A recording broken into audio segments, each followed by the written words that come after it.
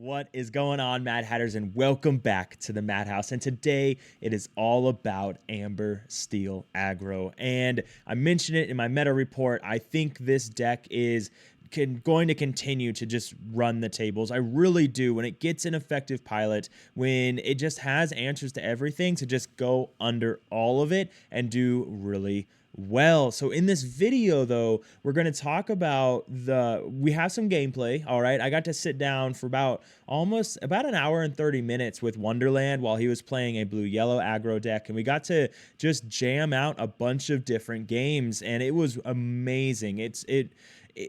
When you want to practice to get better at the game, that is what I recommend. If you can just sit down with someone that you know is really good at the game, better at the game than you is even better, and you guys can just talk about lines, and it's not all about winning. It's just about trying to find what is the best optional plays that you can do, the most optimal plays that you can do. That is how you truly get better. So I really recommend you try it.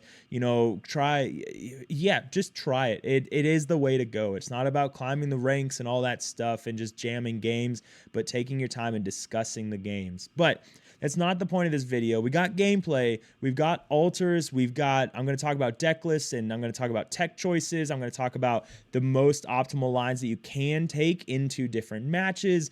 And then we'll finish by doing some gameplay commentary of the games I had with Wonderland and kind of highlight a couple of things that came from those games. And yeah, so I hope you enjoy the video. Before we get into the stuff, let's make my noggin a little smaller here. I got to talk about the Safari Zone 5K, of course, October 4th. It's going to be the first day of Set Champs. Amazing venue, amazing store. There's tons of cards if you guys are still looking for cards to buy. It's just going to be awesome. It always is. There's a great judge there, top-notch judge for sure. Angel is amazing. Dan is amazing. The store has plenty of seating. It's a guaranteed 5K. If more than the minimum show up, then there's the ability for that to go even higher. We have the win-a-pot events. You get it. It's amazing. I hope you make it there. And then if you're curious how I play Pixelborn Connect while I'm out here, and while I don't play a lot of Pixelborn Connect while I'm out here in the desert, this picture on the left is how I do it. All right, Aquafina bottles stacked up on top of each other. Aquafina bottles holding down this portable monitor here. It takes about 15 to 20 minutes to set it up, and then it takes about 15 to 20 minutes to tear it all down and go put it away. And it's a whole thing, but it's worth it. I think playing with actual cards and you're shuffling yourself and all of that is definitely the way to go. But that's not what we're here for. We're here for Amber Steel Aggro. Here we go. In the video, in the gameplay commentary that we're going to look at, this is the list that I was running. And you'll notice I haven't changed a lot, all right, from the very beginning. The QR code in the bottom will take you to the Dreamborn for this list. Shout out to Judge. That's what he goes by. He's a local. It was an amazing idea he had. And I'm going to start doing this for all of the lists that I talk about. But this list in particular, in Amber Steel, there's not a lot that you're really going to change. Now, there is different Amber Steel variations. I will say that. We saw, I think it was Dave won the Ink event with a super aggro variant that wasn't running the Troubadour. Personally, I'm a fan of the Troubadour. I think what Troubadour offers you with Strength of a Raging Fire, what he does on the draw, is just amazing. I really do think it's top notch what he's able to do for us. This is what I was running for the video, and this is what I'm currently testing out. And again, the QR code will take you to the deck list, but a couple of changes that you'll notice from the other list is that I'm testing out Captain Amelia right now. I think this four space is a huge tech spot, but also went up to 3 Fire the Cannons, and I would not go below 3. If anything, I think you could go up to 4. I personally wouldn't, but I don't think it would feel bad. Fire the Cannons, amazing. I think Fire the Cannons is probably one of the best. It is up there as the top 2 cards in the entire deck because of what the meta is right now. Fire the Cannons has to be 3 in my opinion. But Captain Amelia, it's been interesting. It's a 1/4, it has a big butt, it quests for 2, and it gives everything resist. So it's doing kind of the same thing Tiana's doing, not quite as well. It's doing kind of the same thing Pluto's doing, but a little bit differently. But these are kind of the tech options that you could, if you wanted to try something. Maybe you don't like Be Our Guest. I'm a fan of Be Our Guest. I love to be able to play Doc into a Be Our Guest and then use Doc to sing Be Our Guest to search for another Doc. But maybe you don't like that. Maybe you don't like Captain Amelia. Pluto and Sven, I think, are the easiest tech options into it. Sven, they both do something very different. Now, one of the big advantages of Sven in particular is that he quests for 2 and that he can ready the opponent's Tiana. And I do that in one game, and I do against Wonderland, and it is the reason that I win the game. Wonderland did it against me in one of the games, and it was a big deal. It really made me do things a little bit differently. So if you were going to run one or over the other, Sven versus Pluto, I personally prefer Sven. He offers you more lines. He readies a character. All of those things. So I think it's really good personally. Good Job is something a buddy of mine, Kevin, is been a big fan of. Good Job for a long time. It gives you a little bit of reach. One thing, if you've read JDRR's guides, his Blurple and Purple Steel, he'll talk about how Amber Steel has no reach in that it doesn't run, ways to gain that lore like Giant Cobra and White Rose and things like that. Or Hans. So Good Job kind of messes with the math a little bit. Now your opponent has to respect that. So have you lost a lot of games by one lore? But the other advantage of Good Job is that it takes out those vanished characters. Iago can be a really big problem for this deck. So Iago having an easy answer in Good Job is a great way to deal with it, because now you have 2 or 3 Good Jobs, probably only 2, and then you have 3 Fire the Cannons and 4 Strength of Raging Fires. That's a lot of answers for vanished decks. Purple Steel, that's really heavy on the Vanished Treasure Guardian package. This Good Job could take out that vanished character. Chip does this kind of the same thing as Good Job, but instead of being able to take out those vanished characters, you're getting a body for the work you put in. Can also sing Strength of a Raging Fire if that's a thing, or if you want to do that. And then Bolt. I think Bolt, if I was to take out Be Our Guest, I think I would throw in Bolt. If you get the wonder play of going Aurora into Tiana into Bolt like that, it's probably just game over at that point. Like there's really nothing they can do to stop a play like that. If you're Blurple, you could Into the Unknown the Bolt, and yes, that would feel bad, but then you're also not building up anything on your own board, and they essentially gave you card draw, so meaning you don't have to ink now. So Bolt, I think, could work very well in that Be Our Guest slot if you wanted to go that route. Like questing for 4 on turn 4 is...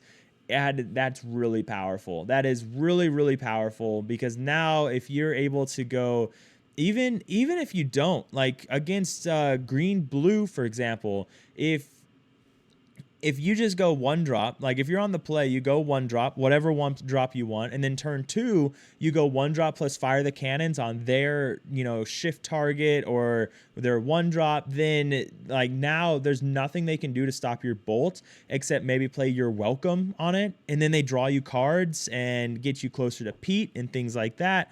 So that feels really good as well. So Bolt, I think it could actually be a really strong contender for maybe even the Be Our Guest or the Captain Amelia slot. I think you'd have no problem teching in that Bolt. It's just you'd really want to only be playing Bolt behind Tiana, I think that's the only way you do it.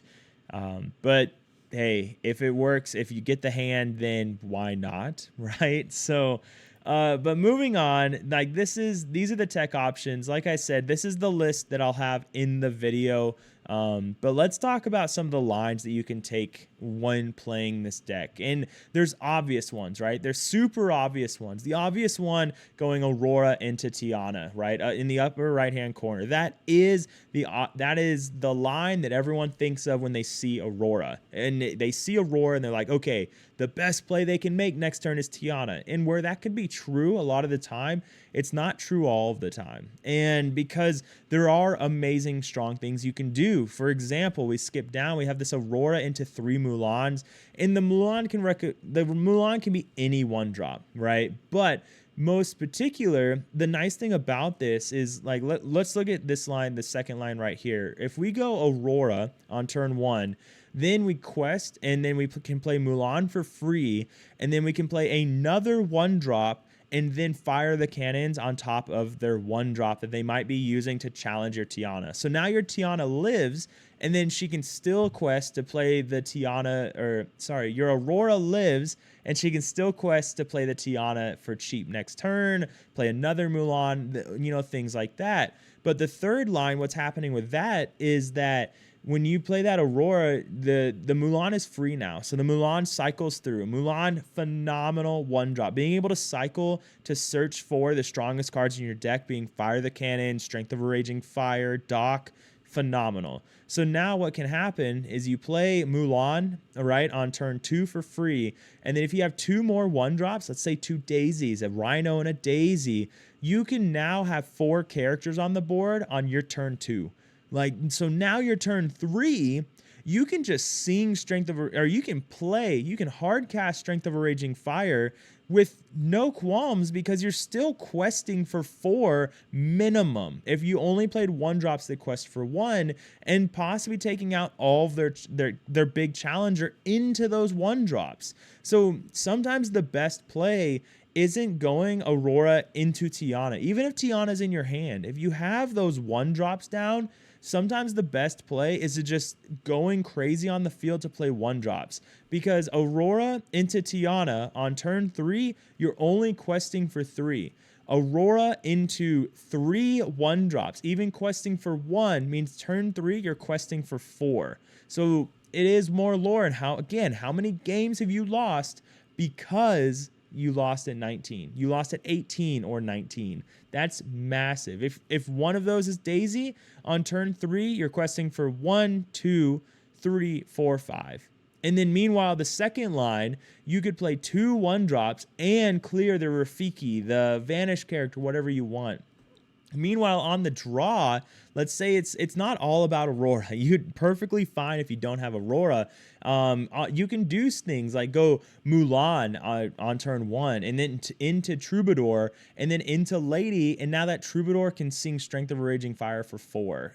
That on its own is very powerful. And sure, you're not questing for a whole lot. Mulan's only questing for 1. Troubadour will only quest for 1, but you're clearing the field, and that is big. Like, again, you don't have to have 10 lore by turn 3. If you have a big field of 5 characters and you're questing for, 6 in 1 turn, 7 in 1 turn, and they have no characters, they still have to get characters down to remove your field. And then still, even if they remove your field, you're probably at 17, 18 lore, and they're still at 0.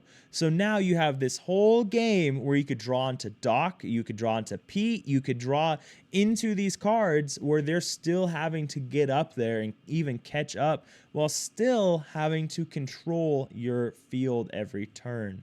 So just a couple lines, but I really wanted to highlight Aurora here and make sure that you understand that the God play is not necessarily going Aurora into Tiana on turn 2. There are plenty of games that I play where if I don't necessarily I could have Tiana in my hand, but I'm not dropping her on turn 2 because it makes more sense to play, the 1-drop plus fire the cannons to keep my Aurora alive or something like that, and do things like that. So things to keep in mind, all right? Keep your mind open. It's not all about Aurora into Tiana. It's great, but it's not all about that. And then I wanted to go into a couple matchups, things that are just going to be really good into those matchups.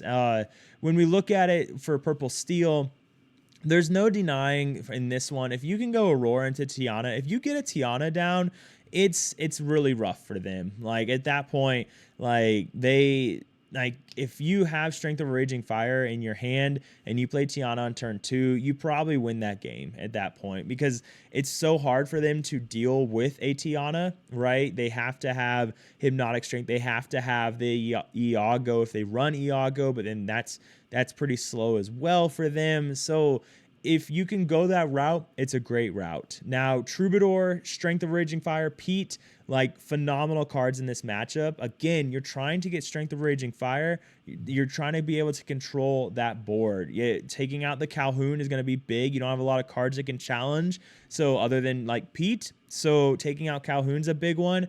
But also another thing to consider is taking out their Strength of a Raging Fire Singer. Like that is big. Do not, when you're playing against Purple Steel, do not get pulled into, I have to remove the Calhoun because they'll gain 2 lore. What's more dangerous than that Calhoun is that person that can sing Strength of a Raging Fire. That will lose you the game every time if you get so focused on removing Calhoun because you think it's so important to do so.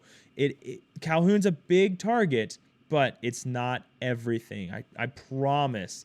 And then Fire the Cannons, a great card into the matchup as well. Remove their Rafiki, remove their Vanish target, remove the Captain Hook, those cards that can challenge into you and really wreak a lot of havoc. So Fire the Cannons, again, not a bad card into this matchup. Not something that I'm necessarily altering 7 for to get, but I'm not upset if I do see it. But if I have a hand like this, if I have an Aurora, if I have a Tiana, I'm not afraid to kind of alter high to get the other piece of it, like a shift target. But also if I have a Strength of a Raging Fire and a Troubadour, I'm keeping those. So a couple things to consider, but these are what I'm looking for. This matchup, I do not think we're unfavored into by any stretch of the imagination. I think this is a fine matchup for us. But I think this is a fine matchup for us, but it's not the easiest matchup in the world by any stretch of the imagination. But Fire the Cannons does a lot of work when they play a Giant Cobra, an Iago, a Vanished character like Raja. Fire the Cannons can do great. Again, you can also play a little bit slower into this matchup. You don't have to go super crazy. Elsa's only, if they play 5-drop Elsa, like it's only hitting one character, right? So remember that you can set up a big board, control their singers, right? Control what can sing Strength of a Raging Fire, and then you can just quest. And a lot of this game will be really dependent on Doc. Doc is big. If you outdraw your opponent, you kind of just win the resource war. But do not fret about this matchup. I think this is a perfectly fine matchup for us. So next up, we have Blurple. In Blurple, I'm just trying to go fast, but you'll see Fire the Cannons is really big here. Fire the Cannons, I think, is a top tier card in this matchup.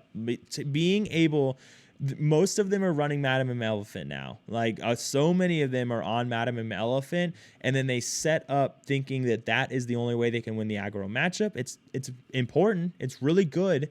But if you can remove their 1-drop with Fire the Cannons, sometimes they just panic. Like the number of games I've removed it, and then next thing you know, they're taking 45 seconds to play their next turn because they just didn't know. They don't know what to do now because they lost that elephant. And so many of them are on Scrooge now that elephant is their really big way to get back into the game. So Fire the Cannons, massive into this matchup. Other than that, I'm just trying to go extremely fast. That's what I want to do. Daisy on 1, questing every turn, every single time. Like on the play, I do not hold back questing with Daisy. I will quest every time. I will give you 100 cards because I don't care if you have a hand of 100 if I'm at 20 lore. Like, now shuffle that hand back into your deck. So Daisy Duck's huge. Nala on turn 2 is going to be great. Lady, or if turn 2, even better is something like turn 2, you play another 1-drop plus Fire the Cannons, and then you go Lady into Nala is super phenomenal. Again, if you remove that 1-drop, the soonest they can really start doing anything is if they have something like a Tipo into a Hypnotic Strength. But even if, like, what they want to do is they want to go 1-drop on turn 1, turn 2 they ramp, turn 3 they play the Madam Elephant. But if you delay that, then it is just going to be really, really rough for them, because that just delays so many things that they're going to be trying to do. It's really bad for them, because now all their removal is so slow. Yes, Elsa is going to be a big deal. Then they play Belle, and then they play Hades. But at that point, your board is so wide, if you've seen even one dock, that there's nothing they can do. And if you have a Tiana down, the Elsa doesn't do anything anyways either. So that is something. So just things to think about. Fire the Cannons, massive in this matchup to remove those 1-drops, to remove that Tipo, remove the Rafiki, things like that. Next up, we have green blue. It's a really big one that a lot of people are really hating to face up against right now. It's really popular in the local meta, and it's Fire the Cannons is, again, massive. Again, it's the same thing as Blurple, except it's even worse. Like, because so many green-blue players right now, if you take out their big cow shift target, they panic. They have no idea what to do anymore at this point. It's like you took away the GPS and they're driving down the road and there's 9 exits and they don't know which one to take now to get home. Taking out that target is huge. All right, it's massive, but also it removes the Baymax target, and there's an ongoing tension on running Baymax or not. I think you're crazy to not run Baymax in green blue, but that's a different video, okay? But Fire the Cannons, massive into this matchup, okay? Strength of a Raging Fire, massive into this matchup, because they do run the 3-cost Clarabelle as well. So now you want to remove the 1-cost. I won't sacrifice my turn 1 to do it, because I'm not worried about their turn 1 Clarabelle yet. I want to play something like Daisy, something like Mulan, Rhino, things like that. Any other 1-drop, so I can start questing. And then after that, then I will go ahead and play my Tiana on turn 2, my 1-drop, like whatever it is I want. And then I want to set up getting that Strength of a Raging Fire down on the 3-cost cow. Okay, so a great play could be Aurora on turn 1, and then turn 2 you play Mulan plus Fire the Cannons on their cow, and then turn 3 and hopefully you can get 3 characters down, because you want to be able to Strength of a Raging Fire, whether you're singing it or hard casting it on the little cow, or on the 3-cost cow, the 2/3. So just a couple different things, but Fire the Cannon, Strength of a Raging Fire, massive into this matchup. Pete is going to be really good. I don't necessarily keep Pete I won't keep Pete in my opening hand, because I don't want it in my opening hand where I'll have to ink it. I'd rather draw it off the top. I'm looking for that Fire the Cannons, the Strength of a Raging Fire. Daisy Duck is great. Really happy to see that. Aurora, Tiana into Lady plus Nala is game breaking, and you just won the game. So things like that are what I'm looking for, but definitely these 2 cards and a way to do it. So Troubadour on turn 2 feels really, really, really good, because turn 3 you could you could play Fire the Cannons and sing Strength of a Raging Fire to take out both cows, and now they're just in trouble. So with that being said, I think that's all I have for this. We'll go into the gameplay itself. Let me go ahead and pull that up here, and we'll kind of just talk through it. We won't go through everything, right? Like I said, we played for an hour and a half, and we'll kind of just go through a game or two. I think the first game is on the play, the second game is on the draw, so we'll kind of just look at those and kind of zoom through them. I wonder if we can... Yeah, we'll kind of just do this and then do this, and then it is muted. So yeah. So at this point, I'm on the play, and I do not know what they are playing. Right. So completely blind in this, and what do I want in the blind? I'm not unhappy to see Fire the Cannons, but again, in this list, I was only running 2. So that is something that I'm not really going to hard alter for, because if you're only running 2, it's going to be pretty slim chances of seeing the other one. Not impossible, but slim chances. So looking at my hand, I'm not altogether unhappy. I have a way to go fast with Daisy into Nala and Doc. I have Inkables. Like, I think that this is a hand that you could just keep. Like, I think you could keep all 7 in this on the blind and be perfectly happy. But I do have Daisy, I do have Troubadour, and I do have Doc. So what's really nice with this is if I see a Strength of a Raging Fire, Troubadour is able to sing that strength, and it's an amazing thing. So I have the option of keeping all 7, but I also have the option of trying to find that Strength of a Raging Fire for Troubadour. So the other thing to consider is I already have a Doc. So whatever I alter, I risk running into the problem of another Doc. So in retrospect, I think keeping all 7 is perfectly fine. You play the Daisy, you ink, play Daisy on 1. You ink Sven, play Nala or Troubadour on turn 2. Probably just play Nala on turn 2, depending on what they're playing. And then turn 3, you ink the Troubadour to play another Nala. And then on turn 4, if they haven't removed anything, you're questing for 1, 2, 3, 4, 5, 6, 7, 8. Pretty good. But I would imagine what I'm going to do is look for Strength of a Raging Fire, because old habits die hard and I love singing songs. And I'll probably alter 3. Nala, and probably the Sven. So let's kind of see what happens here. I am pretty nervous. I will admit, like, I'm playing Wonderland, right? This was on Pixelborn Connect. I didn't know if I'd face into him. I didn't even know he was live at the time. And you can't. Yeah. When you're playing against someone that competed at Worlds, it is pretty nerve-wracking. So looks like I am debating getting rid of the Daisy again, just keeping the Inkables. But there goes the 1 Nala, 2 Nalas. And looks like I am going to go the Sven. Looks like I'm, again, like I said, I'm looking for that Strength of a Raging Fire because I'm blind, right? So Strength of a Raging Fire on turn 3 is pretty good. And look at that. This is a hand that I could be very happy. Like, all right, I am very happy with, because now you can go Daisy into Troubadour into Tiana. And at that point, you're able to sing Strength. You play Doc on the next turn. Life is really good. You have plenty of ink to get to the Sven, or to get to the Tiana. So everything is really hunky-dory at this point, especially on the play.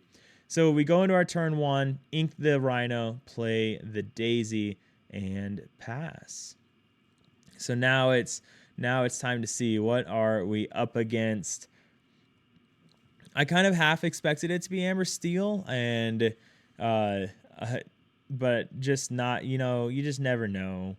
Only because they play a lot of Amber Steel. So, but it makes sense right now. Just testing. Then I see the Queen.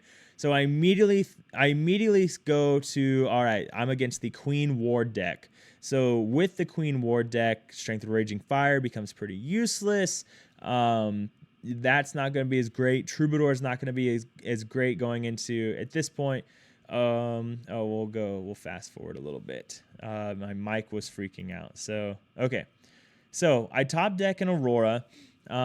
So at this point, you either always Daisy Trigger first. If you're going to quest, always Daisy Trigger first to see what they have. And so here I could either ink the Sven or ink the Aurora. And probably, yeah, I'm happy with that, because if I don't have, and now we'll slow down a second. So if I'd inked the Sven and played the Aurora, then what ends up happening is that next turn I could quest for 1 and I could play the Aurora for 2. So if I had top decked a 1-drop, I could go Tiana plus 1-drop, and that's a pretty good turn as well. So, but Troubadour, perfectly fine, able to sing the Strength again, like I said, but there is a good argument that that it's a queen ward deck that I'm expecting. I saw the one queen blue yellow queen ward deck, but there was also the queen blue yellow aggro deck that did really well this past weekend. But yeah, either play would be fine, but I'm happy to get the troubadour down and do work with that. So turn 2, things that we have to worry about that I wasn't thinking about is Ludwig von Drake going into turn 2 against blue yellow. Did it freeze? No, it's still going.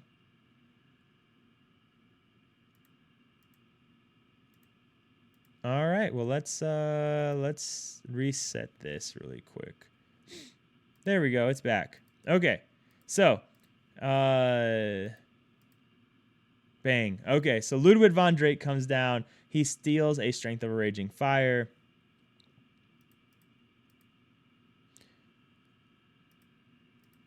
All right, so things we have to worry about. Ludwig von Drake, all right, comes out, steals the Strength of a Raging Fire.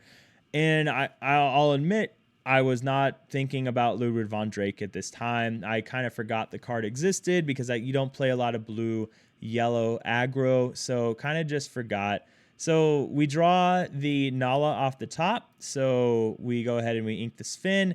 Now the question is, do we go fast? Do we play the Nala or do we play the Tiana? And I think the answer is always just play the Tiana because we have 3 ink now. So next turn, if we draw an inkable, we can go ahead and go Nala plus Dock, and we don't leave a floating ink next turn if we got stuck playing only, Nala. So it sets up our lines better, right? So doing Tiana just sets up our lines better overall, because this turn, if we just played Nala, then that leaves a floating ink, which doesn't do us any good. And then Nala gets taken out by Basil questing and Ludwig von Drake taking out the Nala, so that doesn't feel good. So the answer is always just play the Tiana. And then he can't do anything to my characters, so we just quest for 3 here and give him the draw. So all right, and there's the Sven. At this point, something interesting to say is I was like, oh, there's the Sven to ready me up my Tiana. And Wonderland's like, oh, thank you. I forgot that that's even a thing. Just keep your opinions to yourself, okay? Don't forecast good plays to your opponent, okay? Do not give them the outs. Just play stone cold, all right? You got to play the game like Edmund Shue, right? Just stare them down, all right? Just give them the gaze. Give them nothing. But my opponent, all right, plays Lady and Anna. So the race can kind of start getting there. That Anna's going to be questing for 2. At this point, this is one of those things I was talking about on just being able to do different things. He realizes that he should have played the Basil, because those Basils would let him take out the Daisy here to slow things down a lot. So that was something. But looking at this now, unfortunately, we don't draw the inkable like what I wanted, but Nala is not a bad card to draw off the top, so now we can just really start the race. Again, blue-yellow has no removal, so that's always something. Here, I debated. So we knew we were going to play Nala. Now, why did I quest with the Tiana and the Daisy? I was wondering if I needed to take out the Ludwig von Drake. So kind of just thinking, okay, what happens if he has that character that can quest for 1? What happens if he has that character that he can kind of challenge for 3 with? Do I care about that? And ultimately, no, there's just never a reason to do it, right? Because he's not able to get through the Tiana, right? So by taking out the Ludwig von Drake, I'm far, far ahead in the race. And by taking out Ludwig von Drake, I'm only helping my opponent in 2 ways. I give them free ink, and on top of that, I don't quest for 1. So I'd be at 9 instead of 10, like what's about to happen. So we'll go ahead and just quest. Shirley. Come on, just do it.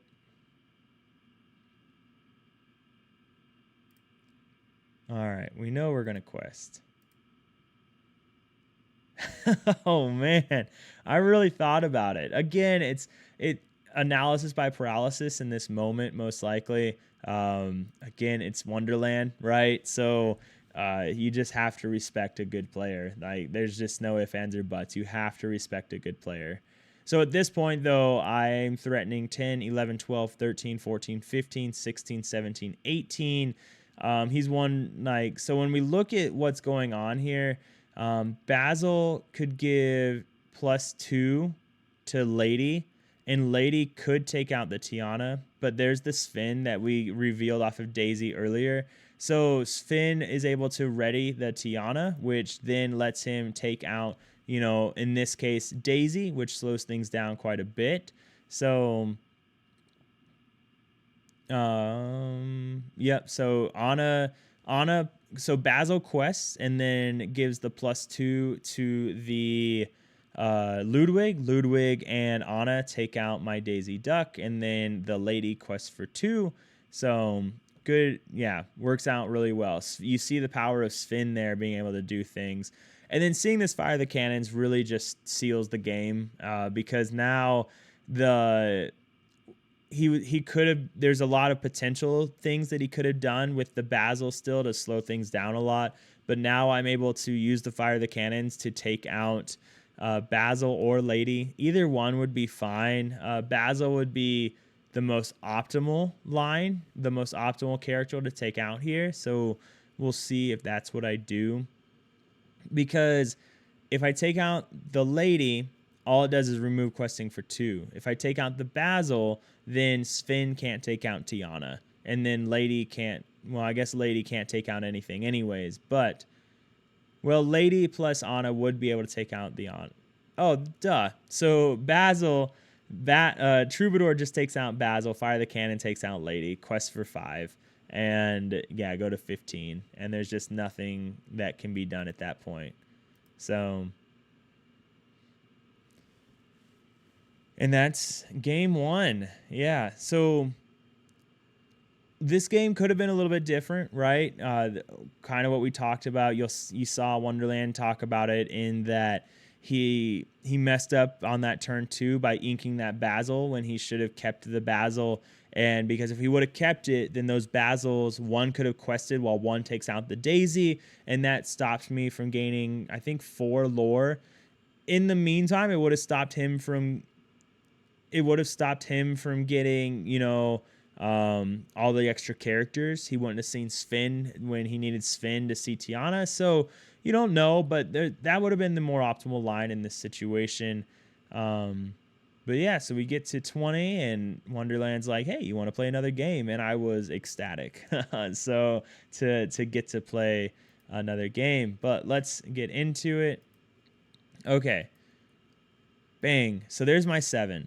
So we're on the draw this time. We know it's blue, yellow, aggro. What is it that I really want? I want to see fire the cannons. Fire the cannons would be really good, being able to take out his Aurora on turn 1 that he really is going to want to see. So I really want to see fire the cannons here.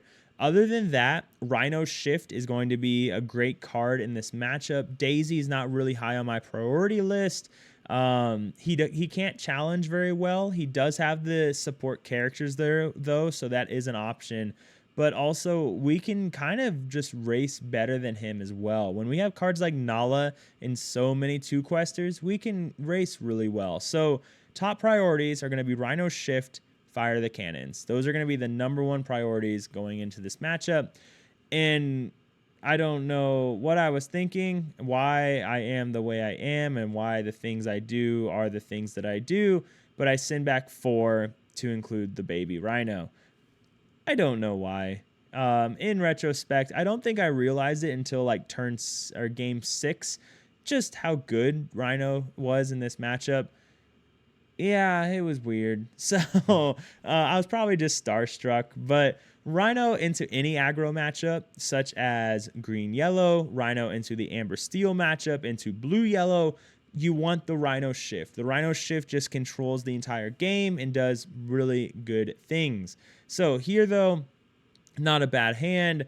Now the question is, do I fire the cannons on turn 1 and lose tempo? Yes.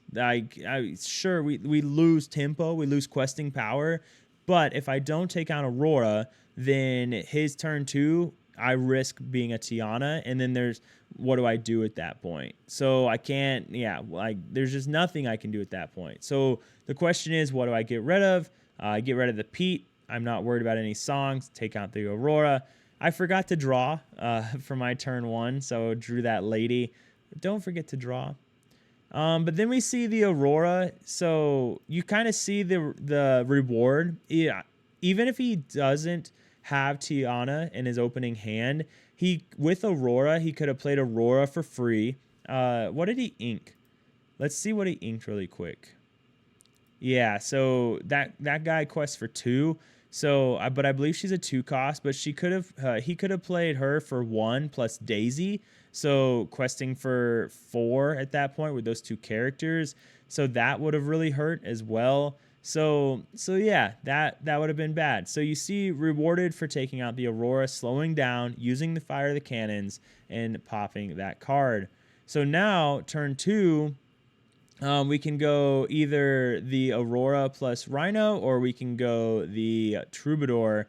And we opt to go the 2/1 drops. The 2/1 drops able to challenge. If I draw the big Rhino, things are good. So this definitely better than opting to just play 1 Troubadour that only quests for 1. It can only challenge and do 1 damage.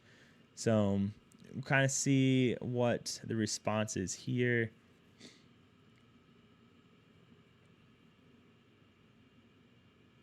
This game, it was actually really interesting that turn 1, being able to take out the Aurora with Fire the Cannons was massive. And then you'll see another turn later on where there was only 1 out, and I was able to find it, but spoiler. But he plays his Tiana. Things are a little rough now. You'll notice that he didn't quest, okay? He slowed down a little, did not quest, because if I had the big Rhino in hand, he would have lost that Daisy for nothing when he could have just waited to quest with a Tiana to be able to guarantee that Daisy questing twice. So yeah, remember, slow down, all right? Aggro is not all about just turning sideways every single turn. There are turns where you just slow down. You don't have to win on turn 4 or turn 5. You might win on turn 7, turn 8, but if you mess up on turn 1, turn 2, then there's no coming back, unlike control decks, okay, that can be forgiving, but Aggro is not by any stretch of the imagination. So, ink the Mulan, play the Troubadour. I think one thing we could have done there, and probably should have done there, is inked the Troubadour instead to play the lady plus Mulan, and that way we could cycle through and see if maybe we pull a Strength of a Raging Fire. Because if we would have pulled a Strength of a Raging Fire, that'd be great to be able to answer the Tiana next turn, as long as they didn't play Ludwig. But I think there could have been, other cards that we would have wanted there over, I guess, really just Strength of a Raging Fire. So, yeah. Okay. Moving on. Okay. And then just quest. I think we quest for 2 here because there's no reason not to. Bam. Yeah, we quest for 2 because at this point, if he was to challenge into any one of these, he's losing that questing for 2 with, he's losing questing for 3. So if he challenges into one of these, he removes me questing for 1, but then I can still quest for 1, 2, 3, 4 the next turn to go to 6. He's still at 0. I mean, he'd be at 2, but so that, yeah, this is pretty safe. The only argument would have been not questing with Rhino in case I saw the shift Rhino. All right. So there's the Ludwig. So I guess it worked out that I did not do Mulan to cycle for Strength of a Raging Fire because Ludwig would have taken that Strength of a Raging Fire. There's the Pete. So free inkable if I need it, which I don't, but it's there. But he does know I have the Sven because the Sven was revealed. He saw the Sven with the Ludwig. So he knew one thing that he had said is, well, you don't have the ink to play Sven, but now I do. So he had to think about, do I quest with Aurora? Because now I can ready his Tiana with my Sven. So we go ahead, we do that, and we use the Sven to ready the Tiana. Yeah, I mixed up names for a little bit there. So we ready the Tiana, and then now we can decide who we want to take out. Now I think there's a good argument just to take out the Aurora and then take out the Aurora and then quest for 3. But at the same time, I just don't think that's an argument. Like, this would have been really easy if I could have taken out both characters, but only being able to take out Daisy does feel bad. Maybe there was an argument, just quest for 3, take out just the Aurora and then quest for with the 3/1 drops to go to 5. But then next turn, he's still questing for 1, 2, 3, 4, 5 on 6. He's questing for 6. So, all right. He takes out the Daisy to get the ink.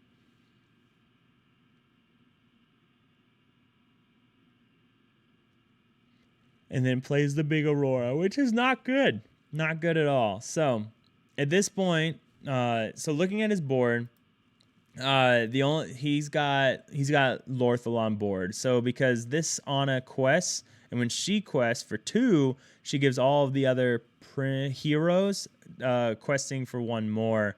I think it's heroes, princes, queens, heroes, one or the other. But she would go to 12, and then it's 13, 14, 15, 16, 17, 18, 19, 20. So has exact Lorthal. So my only out here is to play the dock and hopefully find a Strength of a Raging Fire or a Fire the Cannons. Either one would give me 1 additional turn, and we see the Strength. And that was what we needed to see. So we take out the Tiana, and then we can take out the Anna here, which is what I hope we do.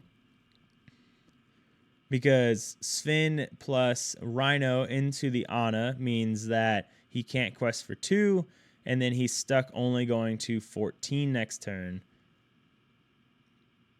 Bang, and then we quest for 1. Bang, to go to 3. All right, so now we're in a pretty good spot here. So feeling good. We needed that strength, otherwise it was game over. It froze, and it's back. Okay, so his outs here are looking pretty rough, but he's still at 10 lore, and I'm only at 3. Now, I got 3, 4, 5, 6, 7, 8, 9, 10, 11. So I am on it. It's a 2-turn clock. So that is something that is happening that we have to be aware of. Okay, we'll back up a second. Okay, so here, this is one of those things of playing the game to realize that it's not all about winning. When you're playing with other players that realize it's not all about winning, and it's especially in something like this, in Pixelborn Connect, in Fight Club, it's about getting better for when it actually matters. Climbing these ladders mean absolutely nothing, okay? People like to brag about it, and that's perfectly fine, and it's an achievement, but it ultimately means nothing. You know what really matters? Going to big tournaments and winning $5,000, $10,000, a golden Mickey, a foil Rapunzel, whatever it is, and winning thousands of dollars versus just climbing a ladder, okay? Because what happens here is Luke, he quests with the Anna to go to 12. And then he readies the Anna, which is really cool and really sweet because now I can't take out the Anna. So he quests to 12, but he realizes something here. He realizes that I'm on a 2-turn clock and him questing to 12 here. So we'll slow it down because this is really important. It really shows, again, practicing to get better and showing lines, but also counting turns and things like that. So he goes to 12 questing with Anna. He readies this. He plays Sven to ready the Anna. And then right now, if he quests with Aurora, he goes to 14. But next turn, he can only go 14, 15, 16, 17, 18, 19, 20 with the Aurora. But I will always take out the Aurora. So he can only go to 18 next turn. So unless he has 2 Hans, then there's nothing he can do. So he realizes that. And then now he's stuck in this position because let's say he doesn't quest with Aurora here. He's at 12. He goes 13, 14. So next turn, he quests all out, right? He doesn't quest with Aurora here. Quests all out next turn. So he's at 12. He goes 13, 14, 15, 16, 17, 18. Still 18. So he's just stuck in a really weird spot here, wondering, what do I do?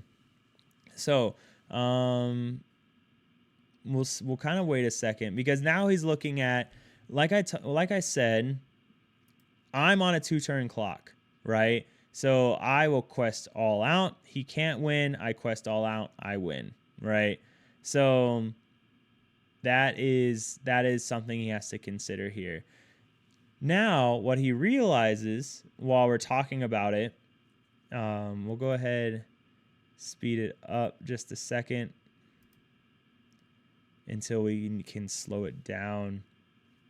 Because he realizes there's another line that keeps him in the game in a much better way, because it slows me down to give him more time. And he has reach in his deck. He's running Hans, gains you 1 lore, so there is reach in his deck. And then Anna, if he can draw those 1-drops, the whatever gets the +1 lore, then he's going to be much better off. So what happens now is, instead of questing, so he goes back down to 10. Instead of questing, he uses Anna to take out my Sven.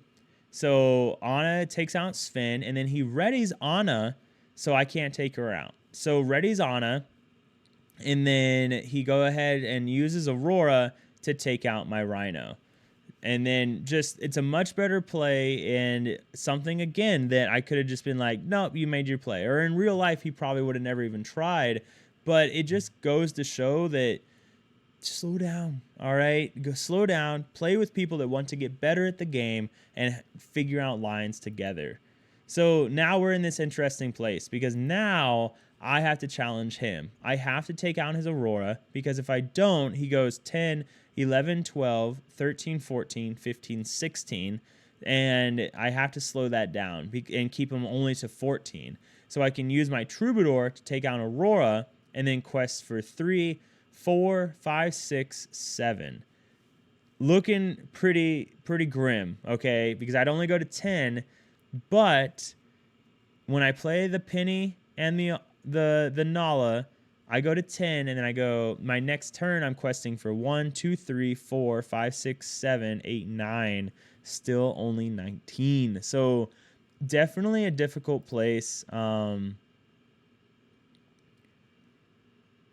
So we'll kind of speed it up, because kind of just discussing different options and wondering what is the best route. Because again, if I don't challenge his Aurora, I quest 3, 4, 5, 6, 7, 8 to go to 11. And then I play the Nala plus Penny. He then has to challenge into me, because I have Lorthal on board. So that is something as well. And I could just go that route, because I'd be questing then for game next turn.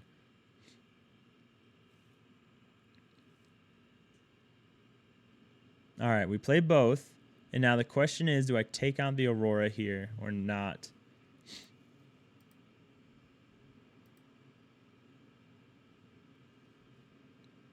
You can kind of see how long, these games took, as we kind of just discussed different things. And again, because he was playing a deck that he just built, so finding, could this be the next sauce, and for it to be the next sauce, it has to be able to beat, the top tier decks, being Amber Steel and things like that. So if it can't beat Amber Steel, then it has to be able to beat Blurple and Purple Steel majority of the time. So can it, right? And that's what we're trying to figure out here. So all right, come on. Make a choice, Cody. Come on. Even 30 seconds ahead, I still didn't make a choice. All right. Looks like I did take out the Aurora. So, but you guys, like, that's kind of how these things go, right? Is finding when you can trade, counting the Lorthal so you can make them trade into you, things like that. But with that being said, this video, it's already reaching an hour long, and so we'll kind of end it there. If you guys want to see the rest of these games, let me know. There's still an hour and 9 minutes. I think it's like 6 more games we played. Let me know, and I can kind of upload it. Even if you don't want the gameplay commentary over it, or you do want the commentary, just let me know, and I can upload that if you guys would like. But with that being said, we'll end the video there. As always, guys, it's all about having fun. All right. So remember, on top of everything, on top of winning, if you're going to any of the DLC, if you're going to anything in Europe, I think they have the Cardiff or whatever that big event is. I hope it goes well for you. I hope you guys enjoyed the video. If there's something else that I didn't mention that you'd like to see, let me know. But remember, as always, remember, just stay happy and healthy. I'll see you around.